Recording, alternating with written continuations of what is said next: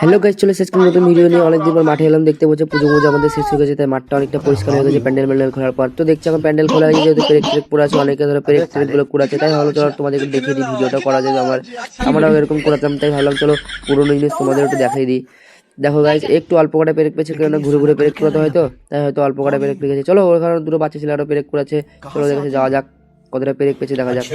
চলো এদের কাছে চলে আসার পর দেখছি গাইস কি বলবো, এরা যা পেরেক পেয়েছে না। দেখো গাইস, এই দেখো সিঙ্গারা মিষ্টির টাকা হয়ে গেছে। আগে আমরা পেরেক মেরে কুড়ে সিঙ্গারা মিষ্টির টাকাগুলো জোগাড় করতাম। কি বলবো গাইস, দেখো কতটা পেরেক মেরে কুড়ে নিয়েছে। পুরোনো ভালোই লাগছে পুরোনো জিনিসগুলো দেখার পর। গাইস একটা কথা বলবো, সময় কোনো সময় থেমে থাকে না, সব রকমভাবেই সময় চলে যায়। তো খারাপ জিনিসগুলোকে বাদ দিয়ে ভালো জিনিসগুলোকে নিয়ে সময়টাকে ভালোভাবে এগিয়ে নিয়ে যেতে হবে। দেখতেই পাচ্ছি আমাদের মাঠটা নোংরা ছিল, প্যান্ডেল ম্যান্ডেল হয়ে গেছিলো, পরিষ্কার হয়ে গেছে মাঠটা, যেমন আবার পুরোনো জায়গায় ফিরে এসছে।